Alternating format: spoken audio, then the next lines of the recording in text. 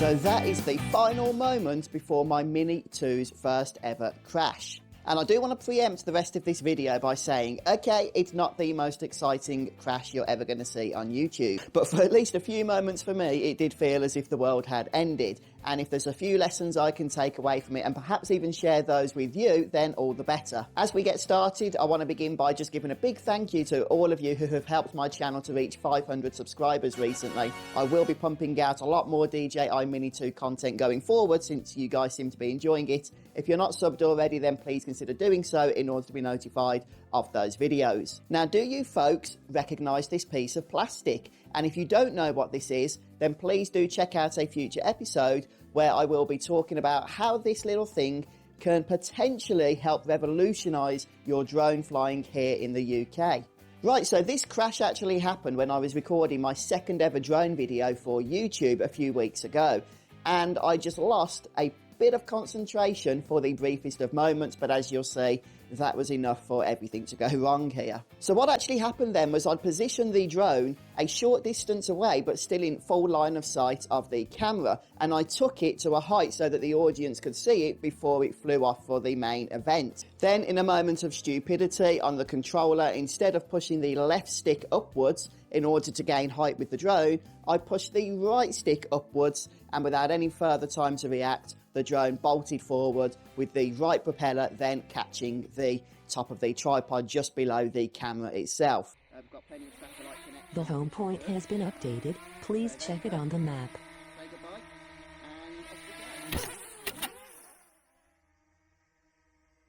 At this point, the drone began reeling all over the place, as you can see in the footage. And as you can probably tell by my reaction, I recognised immediately that it wasn't the smartest manoeuvre.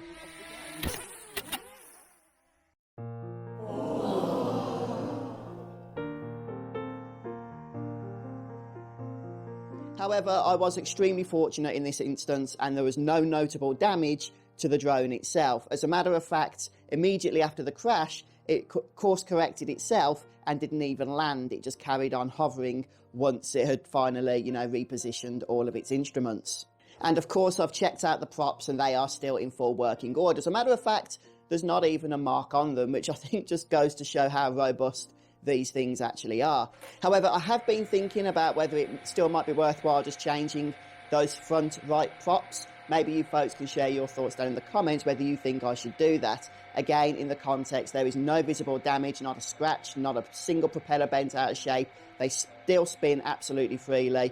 There's no visible issue with them, and the drone flies absolutely fine. But just to be on the safe side, do you think it's worth getting some of the spare props out that came with the combo pack and sticking those on instead? One of my main concerns immediately after the crash was whether the gimbal was going to be damaged at any point, because these things, they feel delicate, and taking a whack at 6 miles an hour can't do them any favours. But again, I seem to have been extremely fortunate in that there is no notable issue with the gimbal since the accident. But hopefully, there are a number of lessons that I can take away from this, and that's why I'm making this video primarily, so I can share these with you, and hopefully, you won't repeat a similar experience. So first of all, it's absolutely imperative before you even take off that the space around the drone is completely clear. Now, if you're not using a landing pad, that also means that the propellers aren't going to get caught in anything such as grass or leaves. And I would recommend using a pad, but if you don't have one, then just make sure, as I say, that nothing's going to get in the way there.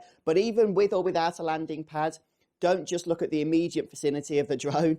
Make sure that there's a good few feet all around you where if you do what I do, push the wrong stick at the wrong moment before you've gained any height, you're not going to go walloping into anything. And in my context, what that now means is that for subsequent videos, I've ensured that the camera is a good few feet away from my drone's takeoff position. So previously I had them quite close together just to get some nice shots. It's not worth it. I've decided against that, and that's why you've seen in later episodes there's a little bit of distance between the two. And secondly, perhaps not relevant to this specific crash, but still important, since most obstacles that are likely to cause you problems, let's be honest, are going to be within the first 20 to 30 minutes of ground level. One of the first things you're going to want to do, especially if you're a new pilot, is gain height, okay? As soon as your drone is in the air, one of the first maneuvers is make sure you get a good bit of height. At least that way then, whatever you do with the controls after that, you're unlikely to go flying into anything of importance. But yeah, just gain height until you can clearly see that you're above the highest